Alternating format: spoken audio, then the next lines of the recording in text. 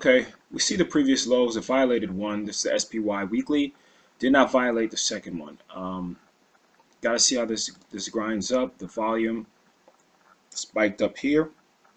You know, again, we didn't have. It was a hell of a turn, quite honestly, and it is what it is. So again, I want to see what's going on. Again, keeping things in mind. We got the election going on, and we got some other stuff. Mutual funds will be able to show their hands. So we have to see it again. You still have to have the bias towards the bull side, but again, there was no retracement whatsoever. I mean, maybe this little continuation pattern right here for more upside potential, but didn't give really much pullback. So be cautious regarding that. QQQ, we have it against previous highs. So if you're really aggressive, again, you could it's just going to be a 1 bar pullback, but you're going to see, again, if you trade the breakout, you're probably going to get squeezed. But again, you can see it come layer to these levels right here and then give you some more upside potential. I mean, this one kind of gave a little bit more. Maybe this was the only, for me, it would be a 1 bar pullback or inside bar and then continue to the upside. Harder to trade when you just got it just vaulting like that. Diamond continues to look pretty good. See if we see anything from the weekly. Weekly, we see that, again, we have a higher low. We had higher lows. Excuse me. We had higher lows. Higher low. Violated. Didn't violate the second one or close below it. And it could continue higher. But again, I do think that there's something going on with in mutual funds and some other stuff. But again, that's just one man's opinion. Okay, so again, I didn't see this V bottom setting up at all. So if you say, oh, Max, you didn't see it, well, you're right. I didn't see it. So, you might have a little consolidation here and you maybe get break to the upside if you break a high.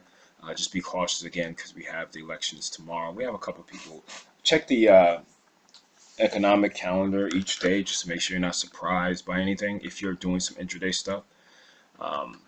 But as far as the weekly goes for the IWM, we could see that this still is poising to have a lower high. So we have to see how this week closes. Again, we're only at Tuesday, but still we have 1, 2, 3 lower highs currently.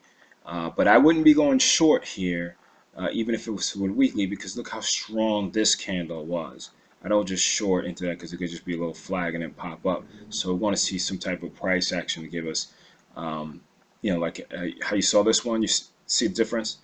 So you see how this one stepped up, but again, if you look at the volume, you see how the volume was decreasing each week. That's kind of like what you want to see. You see a little, break of some lows, and you could take it to the downside based on it would be a previous pivot. But you can see how the volume gave you some key that, okay, things are weakening up. I don't see that at all. Here, you had huge volume off the bottom. You had a week, kind of died off, and then the next week it increased from here. So I would just have to kind of see how this one is playing out. All right, let's look at Apple.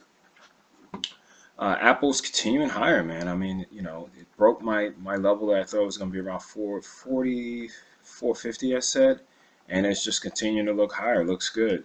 You got Microsoft. Microsoft is in this previous resistance, but again, it's still looking good. It's still looking strong. I mean, I wouldn't buy it now, hell no, but because if you're trading this breakout, like, they only need one, even just to flash the low of this candle. But I would trail my stop if I was in probably around this area and just roll it up accordingly. You got Netflix. Netflix is, I don't know, boy, because I see it grinding up. It's, you got this huge bottom, and I'm not sure about this one, but I would not be bullish on this at all. Priceline got walloped again. Huge volume on the way down, so you got to see this one plays out. Don't be bullish at all or say how. I mean, you got to also, people don't understand, and I've heard a lot of people when they trade, and I just, honestly, when people say shit like this, I'm like, I'm not even going to talk about trading because it don't make no sense. But I had people that said, like, with Netflix, they were like, oh, it gapped down. I'm like, yeah, that means I have a bearish bias. They're like, yeah, why don't you buy now? How much do you think that Netflix, get the 200, 300. Nah, just buy now. Maybe some short-term stuff, but fuck that. Like, I'm not ever looking at something that gaps down this high or using it out of all the stuff that I look at and how hard you work to just say, like, at the end of the day, can this really go any further? No, you can end up blowing your account up just using that. You got to use some technical analysis, manage your risk, and go from there. So just be careful of people that talk like that. I can't stand it. But again, I've learned, like many experienced traders, that when certain people start talking about things, you just kind of be quiet and just let them talk, because it's not even worth it. One, that they're going to argue with you, and two, look who you're arguing with. From afar, you argue with a fool. They don't know which one is who. So that's my little rant for, I guess, for the day. So you see this fill, got fill on Amazon. I would have to look at the weekly, kind of see what's going on here. So let's just take a look at that. So we see that this has definitely been turning down, and again, you get a clean break of this area and maybe even a flag if you're trading the weekly, and it can be off to the races to the downside. So be very, very cautious regarding that one. And Goldman is continuing, I think, to look really, really good.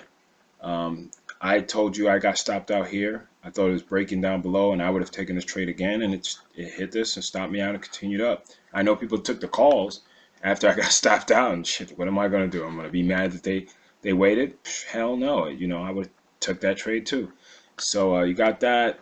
Cat's breaking down a little bit, but maybe it's coming to fill that gap. Who knows? But on the weekly chart, you can see that it has lower highs in place. So if it takes out this low of 97.14, we can see it move quickly to the downside, because just looking right here, look, you got at previous lows that's coming up to test them, and if it fails, breaks this, it could continue to the downside. So that's actually the triangle pattern that most people like, and they say trade right here. I don't trade there. I wait for it to bounce back up, because you're going to get a trade, and the volume, see how the volume's decreasing?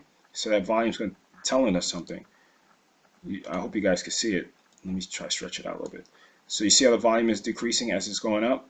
So again, if it breaks this low, or we see a break of a low, a weekly low, it could continue to the downside. So again, a chart is a chart. So this could be the 5-minute chart. It could be the monthly chart. But make sure these things are applicable to all the trading that you're doing, and be careful. Take care.